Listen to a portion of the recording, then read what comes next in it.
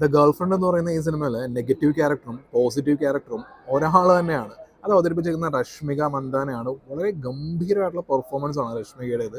ഈ ക്യാരക്ടർ എന്തുകൊണ്ടാണ് ഞാൻ നെഗറ്റീവ് എന്ന് പറയാൻ കാരണം, അത് നോ പറയേണ്ടടുത്ത് നോ പറയാതെ സബ്മിസീവായിട്ട് ഒരു റിലേഷൻഷിപ്പിൽ നിൽക്കുമ്പോൾ നമുക്ക് എന്തൊക്കെ സൈക്കോളജിക്കൽ ട്രോമ തുടങ്ങിയ കാര്യങ്ങളൊക്കെ വരുമെന്നുള്ളത് ഗംഭീരമായിട്ട് ഈ സിനിമ പറയുന്നുണ്ട്. അപ്പോൾ നോ പറയേണ്ടടുത്ത് നോ പറയുന്നില്ല. നോ പറയാത്തതുകൊണ്ടാണ് ഈ ക്യാരക്ടറെ ഞാൻ നെഗറ്റീവ് ക്യാരക്ടർ എന്ന് പറയുന്നത്. കാരണം ഒരു റിലേഷൻഷിപ്പ്, പ്രത്യേകിച്ച് നമ്മളുടെ പാർട്ട്ണർ ഒരു ടോക്സിക് ആണെന്നുണ്ടെന്നുണ്ടെങ്കിൽ പല കാര്യങ്ങളിലും നോ പറയണം. ആ നോ പറയാതെ ഇങ്ങനെ സബ്മിസീവായിട്ട് ഒതുങ്ങുന്നത്, ഇപ്പോൾ നമ്മളിപ്പോൾ ചില സിനിമകളൊക്കെ ഉണ്ട്. ഇപ്പോൾ അർജുൻ റെഡ്ഡി അർജുൻ റെഡ്ഡി എന്ന് പറയുന്ന സിനിമയിലൊക്കെ ഒരു സബ്മിസീവ് ആയിട്ടുള്ള ഒരു നായികനെ കാണിക്കുന്നത്. ആ നായികക്ക് ഒരിക്കലും സ്വന്തമായിട്ടുള്ള ഒരു അഭിപ്രായം ഉള്ളതായിട്ടോ ആ രീതിയിലൊന്നും പോർട്രേ ചെയ്യുന്നില്ല. അപ്പോൾ ഈ ടോക്സിക് ആയിട്ടുള്ള നായകനെ അതൊരു ഹീറോയിക് പരിവേഷം നൽകി അവതരിപ്പിക്കുകയാണ്. ഇപ്പോൾ ഭൂരിഭാഗം സിനിമകളും അങ്ങനെയാണ്. നമുക്ക് ഈ ലവ് സ്റ്റോറീസ് എന്ന് പറയുന്നത് രണ്ട് രീതിയിലെടുക്കാം. ഒന്ന് സ്റ്റോക്കിംഗ്. ഈ സ്റ്റോക്കിംഗ് എന്നുള്ള രീതിയിലുള്ള ഒരു പ്രണയം ഉണ്ടല്ലോ, അതായത് ഒരു പെണ്ണ് നോ പറഞ്ഞു കഴിഞ്ഞാൽ നോ, പിന്നെ ആ പെണ്ണ് പുറകെ പോകരുത്. അതാണ് ഒരു സെൽഫ് റെസ്പെക്റ്റ് ഉള്ള ഒരാൾ ചെയ്യേണ്ടത്. പക്ഷേ അവളുടെ പുറകെ നടന്ന് അവളെ വീഴ്ത്തണം എന്നുള്ള മൈൻഡിൽ സ്റ്റോക്ക് ചെയ്ത് പുറകെ നടക്കുന്ന അങ്ങനെ ഒരുപാട് സിനിമകളുണ്ട്. ഇപ്പോൾ അല്ലു അർജുൻ്റെ ആര്യ, പിന്നെ റാഞ്ചന, അങ്ങനെയൊക്കെയുള്ള ഈ സ്റ്റോക്കിംഗ്, അവരുടെ ഒരു ഒബ്സസീവ് ആയിട്ടുള്ള ഒരു പ്രണയം ഉണ്ടല്ലോ, ആ പ്രണയത്തെ ഒരു ഹീറോയിക് ആ ഒരു രീതിയിലൊക്കെ കാണിക്കുന്നത്. ഇപ്പോൾ തേരെ ഇഷ്കമേ എന്നും പറഞ്ഞിട്ട് ഈ റാഞ്ചന എടുത്ത സെയിം ആൾക്കാരുടെ തന്നെ ഒരു ധനുഷിനെ നായകനായിട്ടുള്ള കൃതി സനോൺ, ആ സിനിമയുടെ ട്രെയിലർ ഈ സിനിമ കാണുമ്പോഴും കാണിക്കുന്നുണ്ട്. അതായത് ഇതൊക്കെ ഒരു ഹീറോയിക് ആയിട്ടും ഈ പറയുന്നത് ഈ ദിവ്യ പ്രണയം ഒരു ഭയങ്കര സംഭവമായിട്ട്, ഈ കിട്ടാത്ത പ്രണയത്തെ ഒരു മെയിൽ പോയിന്റ് ഓഫ് വ്യൂവിൽ കാണിക്കുന്ന അങ്ങനെ കുറേ സിനിമകളുണ്ട്. പിന്നെയുള്ള സിനിമകളാണ് ഈ പ്രണയത്തിലായതിനു ശേഷമുള്ള ഒരു ടോക്സിക് റിലേഷൻഷിപ്പ് കാണിക്കുന്നത്. അത് ചില സിനിമകളുണ്ട്. ഇപ്പോൾ ഉയരെ പോലുള്ള സിനിമകളിലൊക്കെ അതൊരു ബാഡ് ഷെയ്ഡിൽ തന്നെയാണ് ആ ക്യാരക്ടേഴ്സിനെ കാണിച്ചിരിക്കുന്നത്. പക്ഷേ ചില സിനിമകളിൽ വല്ലാതെ ഗ്ലോറിഫൈ ചെയ്ത് അർജുൻ റെഡ്ഡി പോലുള്ള സിനിമകളിലൊക്കെ അതൊരു ഹീറോയിക് പോയിന്റ് ഓഫ് വ്യൂവിലും കാണിക്കുന്നുണ്ട്. ദ ഗേൾ ഫ്രണ്ട് എന്ന് പറയുന്ന സിനിമ അതൊരു പെണ്ണിൻ്റെ പോയിന്റ് ഓഫ് വ്യൂ എന്ന് പറയുകയാണ്. അതായത് നോ പറയാൻ അറിയാത്ത, സബ്മിസീവായി പോകുന്ന ഒരു പെണ്ണ്, ആ പെണ്ണിൻ്റെ ഒരു ലവ് ലൈഫ്, ആ ലവ് ലൈഫിൽ ആ പെണ്ണ് നേരിടേണ്ടി വരുന്ന പ്രശ്നങ്ങൾ. ഇതിനകത്ത് ഓപ്പോസിറ്റായിട്ട് നമുക്കൊരു കാമുകൻ ഉണ്ടാവുമല്ലോ, ഒരു ടോക്സിക് ആയിട്ട് പെരുമാറുന്ന ഒരു കാമുകൻ. അയാൾ എന്തുകൊണ്ട് ടോക്സിക് ആവുന്നു എന്നുള്ളത് അയാളുടെ ഒരു ഫാമിലി, അയാളുടെ ഒരു മദർ ക്യാരക്ടർ കാണിക്കുന്നുണ്ട്. അതിനകത്ത് രോഹിണി, രശ്മിക, ഇവർ രണ്ടുപേരും തമ്മിലൊരു സീനുണ്ട്. ശരിക്കും പറഞ്ഞിട്ടുണ്ടെന്നുണ്ടെങ്കിൽ ഭയങ്കര ഭീകരമാമിതം ഒരു ഹൊറർ ഫീലാണ് ആ സീക്വൻസ് നൽകുന്നത്.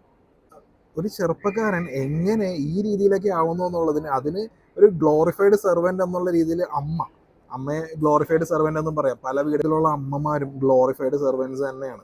അപ്പോൾ ഈ ഗ്ലോറിഫൈഡ് സെർവൻസിൻ്റെ പങ്ക് ഏതൊക്കെയാണെന്നുള്ളത്, അതേപോലെ തന്നെ അച്ഛൻ ടോക്സിക് ആയിട്ട് പെരുമാറുന്നതൊക്കെ എങ്ങനെയാണ്, ഇങ്ങനെ ചില സീക്വൻസ് ഒക്കെ വരുന്നതൊക്കെ നല്ല ഗംഭീരമായിട്ടുള്ളൊരു ഹൊറർ ഫീലാണ് നൽകുന്നത്. പിന്നെ ഈ സിനിമ എന്ന് പറയുന്നത് എനിക്ക് ഈ വർഷം കണ്ട സിനിമകൾ നല്ലത് എന്ന് പറയുന്ന സിനിമകളുടെ കൂട്ടത്തിൽ ഞാൻ പെടുത്തുന്ന ഒരു സിനിമയാണ്. ഇതൊരു സ്യൂഡോ ഫെമിനിസം പറയുന്ന സിനിമയല്ല. ഈ സിനിമയിലുള്ള പറയുന്നത് എല്ലാം പക്ക ഫാക്റ്റാണ്. ഈ സിനിമയ്ക്ക് ഞാൻ നേരത്തെ ഹക്ക് എന്ന് പറയുന്ന സിനിമയുടെ അതിൻ്റെ കാര്യത്തിൽ പറഞ്ഞ പോലെ തന്നെ ഈ സിനിമയ്ക്ക് ഒരു സിൻസിയറിറ്റി ഉണ്ട്. പക്ഷേ ഈ സിനിമയുടെ ഒരു പ്രശ്നമായിട്ട് എനിക്ക് ഫീൽ ചെയ്തതെന്ന് വെച്ചിട്ടുണ്ടെങ്കിൽ, എനിക്ക് പേഴ്സണലി ഒരു സിനിമയിൽ ഒരു നെഗറ്റീവായിട്ടുള്ള ഒരു ക്യാരക്ടർ ആണെന്നുണ്ടെങ്കിൽ, അയാൾ ഒരു സിനിമയുടെ റൺ ടൈം 2 മണിക്കൂറാണെന്നുണ്ടെങ്കിൽ ഈ 2 മണിക്കൂറിൽ 1.25 മണിക്കൂർ നേരവും അയാൾ ഈ നെഗറ്റിവിറ്റി ഇങ്ങനെ കാണിച്ചുകൊണ്ടിരിക്കും. എന്നിട്ട് അവസാനത്തെ 15 മിനിറ്റ് മാത്രമാണ് അയാൾക്ക് തിരിച്ചടിയായിട്ട് എന്തെങ്കിലും കിട്ടുന്നത്.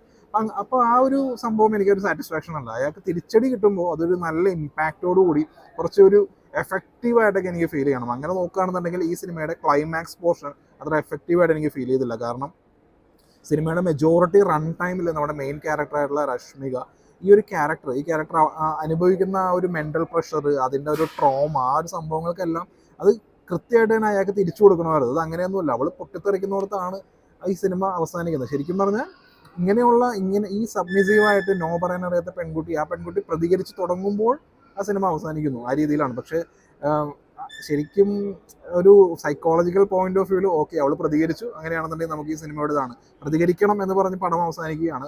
അത് ഓക്കെയാണ്. പക്ഷെ നമുക്കൊരു നെഗറ്റീവ് ക്യാരക്ടർ ആണെന്നുണ്ടെങ്കിൽ ഒരു കണക്കിന് കിട്ടുമ്പോൾ നമുക്ക് കിട്ടുന്നൊരു സാറ്റിസ്ഫാക്ഷൻ ഉണ്ടല്ലോ, ആ സാറ്റിസ്ഫാക്ഷൻ എവിടെ ഇല്ലാണ്ട് പോകുന്നു. അതാണ് ഒരു പ്രശ്നം. അതൊരു വലിയ പ്രശ്നമല്ല. പക്ഷേ സിനിമ നല്ല സിനിമയാണ്. ഇതിൻ്റെ പെർഫോമൻസ് ഗംഭീര പെർഫോമൻസ് ആണ്. ഇതിൽ അനു ഇമ്മാനുവലിൻ്റെ ക്യാരക്ടർ രശ്മികയോട് പറയുന്ന ഒരു കാര്യമുണ്ട്, യു ആർ സോ സ്വീറ്റ് എന്ന്. അതുപോലെയാണ് രശ്മികയുടെ പെർഫോമൻസ് ഈ പടത്തിൽ. എന്തൊരു സ്വീറ്റ് പെർഫോമൻസ് ആണ്. കാരണം രശ്മികയ്ക്ക് നല്ല രീതിയിൽ അഭിനയിക്കാനും അറിയാം, നല്ല രീതിയിൽ വെറുപ്പിക്കാനും അറിയാം. അതെനിക്ക് മനസ്സിലായത്. ചില സിനിമകളിലൊക്കെ നല്ല ഹൈ ക്വാളിറ്റി വെറുപ്പിക്കലാണെന്നുണ്ടെങ്കിൽ ഇതിൽ ഹൈ ക്വാളിറ്റി ആയിട്ട് പുള്ളിക്കാരി അഭിനയിക്കുന്നുണ്ട്. ആ ക്യാരക്ടർ ഉണ്ടല്ലോ, ആ ക്യാരക്ടർ നമുക്ക് അത്രയ്ക്ക് ഇഷ്ടപ്പെടും. അതുപോലൊരു പെർഫോമൻസ് ആണ്. പിന്നെ ഇതിൽ അനു ഇമ്മാനുവൽ ചെറിയ ക്യാമറ ആ ഒരു രീതിയിലൊക്കെയാണ് വരുന്നത്. പിന്നെ ഇതിലെ മെയിൻ ക്യാരക്ടർ, അതായത് ഇതിൻ്റെ ലവറായിട്ട് അഭിനയിക്കുന്ന പുള്ളിയുടെ പേര് എനിക്കറിയില്ല. ഞാൻ ഏതൊരു പടത്തിലൊക്കെ കണ്ടിട്ടുണ്ട്, ഞാൻ ചെക്ക് ചെയ്തില്ല.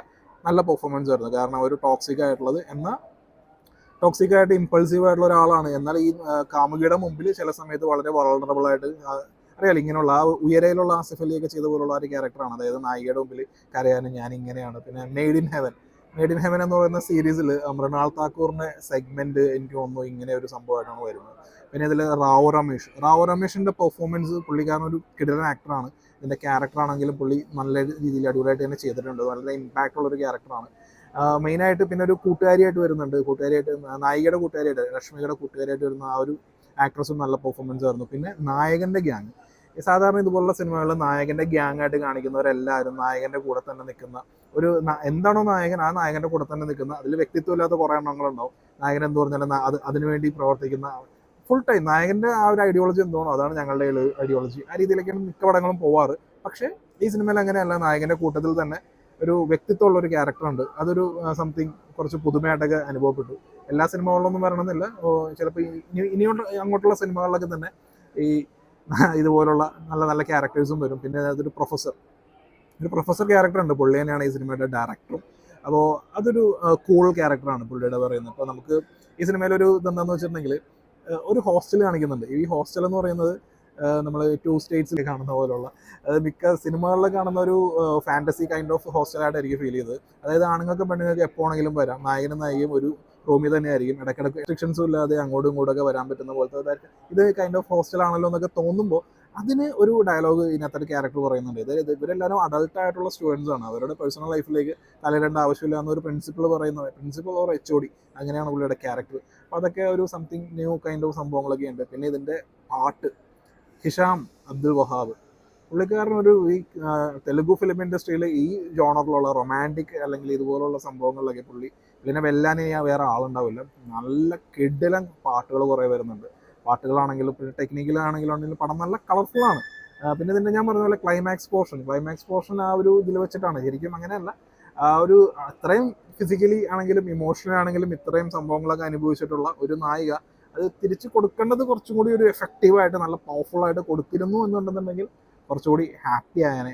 അത് എൻ്റെ ഒരു പോയിന്റ് ഓഫ് വ്യൂ ആണ്. ബട്ട് സ്റ്റിൽ ഈ ദ ഗേൾ ഫ്രണ്ട് എന്ന് പറയുന്ന സിനിമ ഈ വർഷം ഇറങ്ങിയ സിനിമകളിൽ കുറേയൊക്കെ സ്യൂഡോ ഫെമിനിസം പറയുന്ന പടങ്ങളുണ്ട്. പക്ഷേ സിൻസിയറായിട്ട് പറയാനുള്ളത് പക്കയായിട്ട് ക്ലിയർ ആയിട്ട് പറഞ്ഞിട്ടുള്ള വ്യക്തമായ ഐഡിയോളജി ഉള്ള നല്ല ഗംഭീര പെർഫോമൻസ് ഉള്ള, നല്ല ടെക്നിക്കലി ആണെങ്കിലും പാട്ടുകളും കൊണ്ടാണെങ്കിലും ആ ഒരു പാട്ട് എലവേറ്റ് ചെയ്യുന്നുണ്ട് ചില സീനുകളെ. അതൊക്കെ വളരെ ബ്യൂട്ടിഫുൾ ആണ്. പിന്നെ രശ്മിക, ഞാൻ പറഞ്ഞല്ലോ പുള്ളിക്കാരി ഗംഭീരമായിട്ട് അഭിനയിച്ചിരിക്കുന്ന സിനിമയാണ് ഇത്. എനിക്ക് തോന്നുന്നു ഇതിൻ്റെ കോണ്ടന്റിൻ്റെ പേരിൽ കുറച്ച് ചർച്ചയും കാര്യങ്ങളൊക്കെ ആയിട്ട് ഇപ്പം അത്യാവശ്യം തരക്കേടില്ലാതെ ബോക്സ് ഓഫീസിൽ പോകുന്നുണ്ടെന്നാണ് അറിയുന്നത്. അപ്പോൾ ഒരു വലിയ വിജയമാവട്ടെ. കാര്യം നമുക്ക് എപ്പോഴും ഈ Arjun Reddy kind of toxicity കാണിക്കുന്ന ഈ നായകന്മാർ അതുപോലുള്ള സിനിമകളല്ലല്ലോ ഹിറ്റാവേണ്ടത്. നമുക്ക് ഇതുപോലെ റിയാലിറ്റി പറയുന്ന, സ്റ്റിൽ ഈ പടം ഒരു പക്ക റിയാലിറ്റി എന്നൊന്നും പറയാനില്ല. ഇതിൽ പറയേണ്ടത് ഒരു പെണ്ണിൻ്റെ പോയിന്റ് ഓഫ് വ്യൂവിൽ കറക്റ്റായിട്ട് കാര്യങ്ങൾ പറയുന്നുണ്ടെങ്കിൽ പോലും സിനിമാറ്റിക് ആയിട്ട് തന്നെയാണ് ഈ പടം പോകുന്നത്. ബട്ട് ഇതൊരു സിൻസിയർ അറ്റംപ്റ്റ് ആണ്. നല്ല രീതിയിൽ തന്നെ പടം വന്നിട്ടുണ്ട്.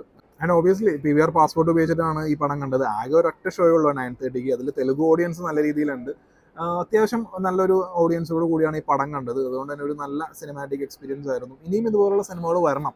കാരണം ഈ ടോക്സിസിറ്റി മാത്രം നമ്മൾ സെലിബ്രേറ്റ് ചെയ്താൽ പോരല്ലോ, അതിൻ്റെ റിയാലിറ്റിയും നമ്മൾ സെലിബ്രേറ്റ് ചെയ്യണ്ടേ. അപ്പോൾ അങ്ങനെ നോക്കുകയാണെന്നുണ്ടെങ്കിൽ ഇറ്റ്സ് എ വിന്നർ. ഇതുപോലുള്ള പടങ്ങൾ കൂടുതൽ വരണം. ഈ പടം ദ ഗേൾ ഫ്രണ്ട് എന്നുള്ളത് എനിക്ക് സാറ്റിസ്ഫാക്ഷൻ കിട്ടിയ ഒരു പടമാണ്. നിങ്ങൾ ആ ചാൻസ് കിട്ടുകയാണെന്നുണ്ടെങ്കിൽ കാണുക. അടുത്തൊരു വീക്ക് കൂടി എക്സ്റ്റെൻഡ് ആകുമെന്നാണ് എനിക്ക് തോന്നുന്നത്. പക്ഷേ ഒരുപാട് റിലീസുകളും ഉള്ളതുകൊണ്ട് എക്സ്റ്റെൻഡ് ആവോ ഇല്ലയോ എന്ന് എനിക്കറിയില്ല. ബട്ട് എക്സ്റ്റെൻഡ് ആയി കഴിഞ്ഞിട്ടുണ്ടെങ്കിൽ കാണുക. നല്ലൊരു സിനിമയാണ്. നല്ല നീറ്റായിട്ടുള്ളൊരു പടമാണ്. ഡീസൻ്റ് ആയിട്ടുള്ളൊരു പടം.